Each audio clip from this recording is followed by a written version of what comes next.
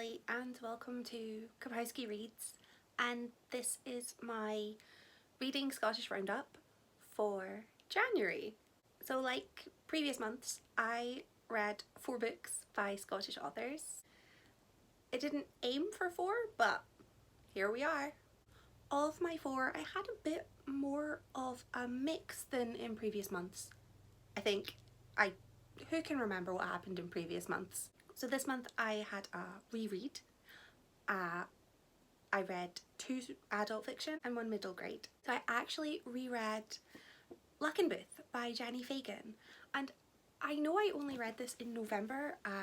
I will pop a link for my November review in the description for anybody who wants to watch it, but I did plan to reread this book. I just didn't plan to reread it so soon.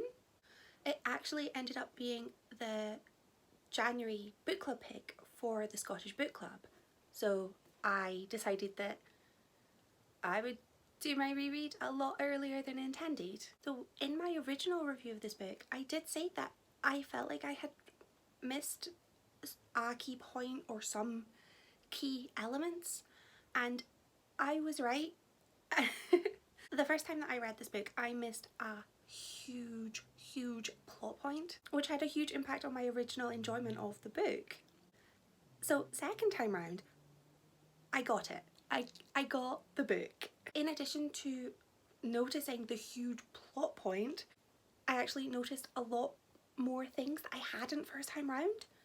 I noticed a lot of links between the narratives and the time periods. I also learned about some of the historical references which I hadn't noticed first time round. I definitely think that this book is one that keeps on giving. The more that you read it, the more that you'll notice, and I definitely think I'm gonna read it a third time. I just don't think I'm gonna do it quite so soon, maybe in a couple of years or a year, who knows. But I definitely, my enjoyment of this book was so much higher second time round. I ended up giving it 4 stars on Goodreads, but it's more of a 4.5, so definitely worth a reread. My next book was another book club pick for my in real life book club, and it was Scabby Queen by Kirstin. This wasn't my normal kind of book. I love books that are whimsical and joyful, and this book was pretty dark and quite depressing in parts. I do think that that was the point of the book though. It wasn't meant to be a fun little read. It was meant to be about life, struggle and loss. So it was really weird because I did enjoy this book in spite of it being kind of out of my comfort zone. Oddly enough, I absolutely hated the main character though. Maybe not hate, I didn't warm to her though. So Cleo, the main character, was just so effervescent of human and sort of attracted everybody. Everybody wanted to be friends with her, everybody wanted to, you know, be in her circle, but she wasn't a good friend, she wasn't a good partner.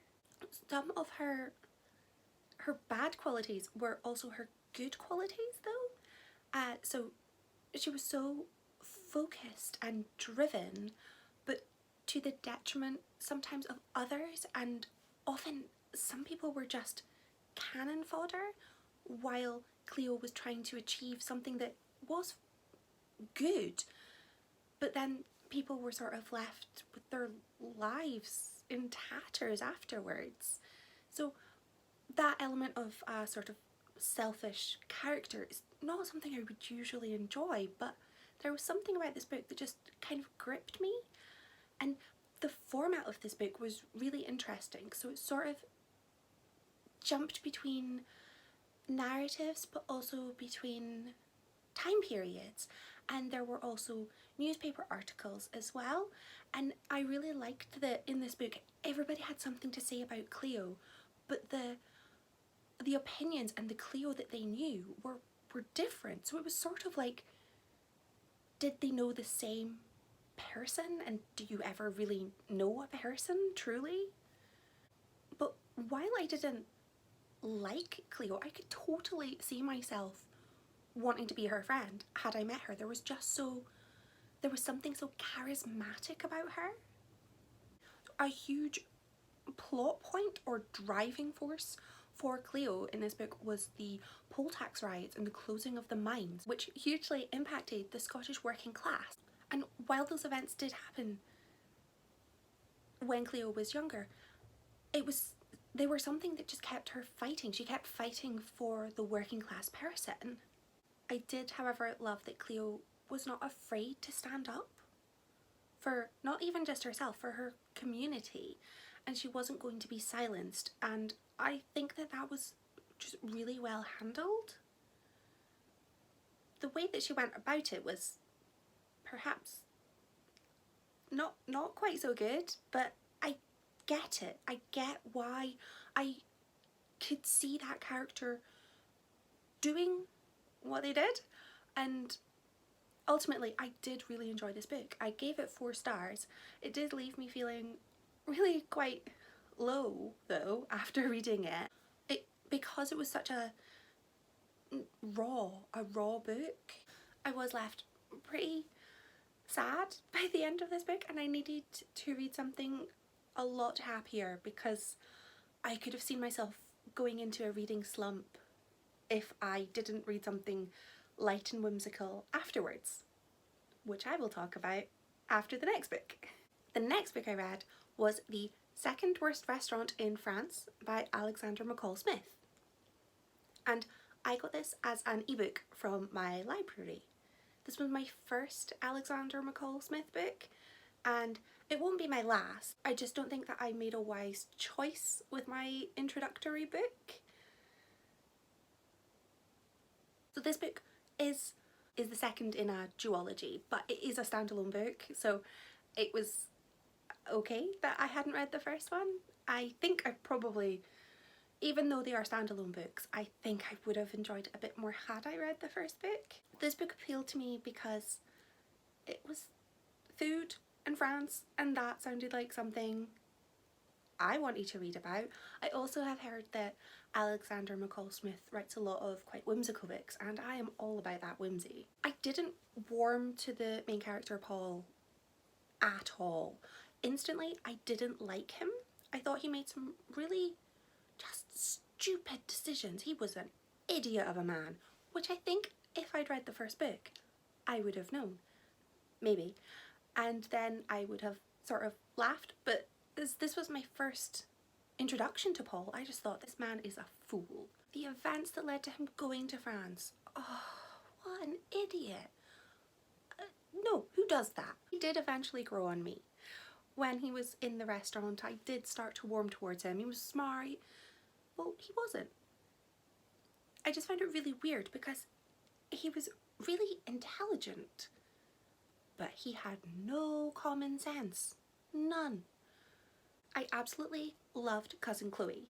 I loved her. She had so many fun stories, and I remember being little and I had my own cousin, Pete, who would show up, and he would be full of all of these amazing stories and tales, and I don't know if they were all true, probably weren't, but as a kid they were so fun to hear, and I was always so excited when he would come and visit.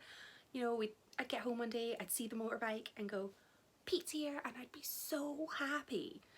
And it reminded me of that, and I think that's why I liked her so much, because I remembered having that relative who showed up with the crazy stories, and you're a kid, you just believe what they say because why would they lie?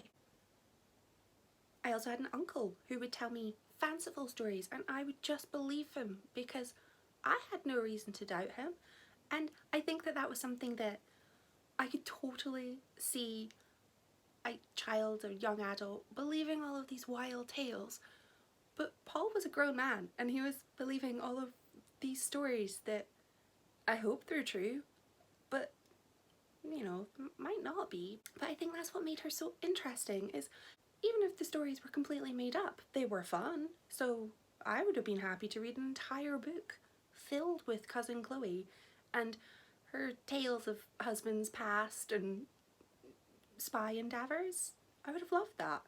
Unfortunately, that's not what this book was though. This book was very strange in that it felt like both a lot and yet a little happened in this book, in this story.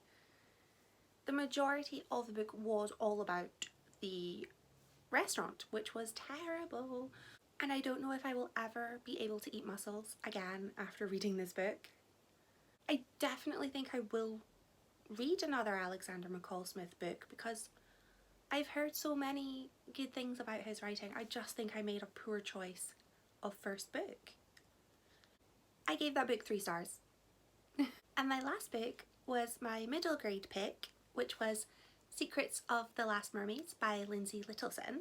I originally bought this book for 2 of my stepchildren who are 11, and I thought they would absolutely love it because mermaids. But like with most of the books that I buy for them, I also kind of bought it for myself because I wanted to read it. This book took place on the west coast of Scotland in December, mainly in the sea, which would have been absolutely freezing, and I do not like being cold at all, despite living in the northeast of Scotland where it is always cold. This book was just an absolutely wonderful friendship between 2 11-year-old kids that led quite different lives. Finn came from quite a privileged background. His parents had divorced and he was really struggling with that. And Sage moved around a lot. She was always the new kid at school, but her family was just so close and so loving. I thought that this was such a thrilling adventure and it was really exciting to read. So Finn and Sage meet each other and initially it does not go well, but then they bond over the fact that they can both hear and see the merfolk. I actually read this book almost immediately after finishing Scabby Queen because I needed something light, I needed something warm, and this book completely delivered. It warmed my little heart. I'm obviously not the target audience for this book. I am not a middle grade age. I'm not 100% sure what middle grade is because middle grade isn't a thing in Scotland, but I think it's aged between 8 and 12, which I'm 35. I'm not in that age group, but I got a lot out of this book. Overall message was just about doing the right thing, just standing up and doing the right thing, even if it doesn't make you very popular by doing it. And I think that that's something you're never too old to be reminded of. I just thought that the friendship in this book was just beautiful, and the character growth was also really, really good. It's a long time since I have read a book for this age group. I'll definitely be reading more middle grade books. They give me the warm and fuzzies. I will buy them under the guise of them being for my stepkids. They are for them, but I'm just going to read them first. Check that they're suitable. That's going to be my excuse. So next month is February, and I suppose I'll aim for 4 books again. I do already know 2 of the ones I want to read because I have put them aside especially for February, because one of them is definitely a romance, a contemporary romance I think, and the other one is fantasy, which has some elements of romance. So I thought February makes sense, and I'm not too sure about what the other 2 books are going to be. Who knows? I might have a look at my massive TBR pile of Scottish books, or I might just buy something new. Both of those seem like valid options to me. Thanks for watching. Bye!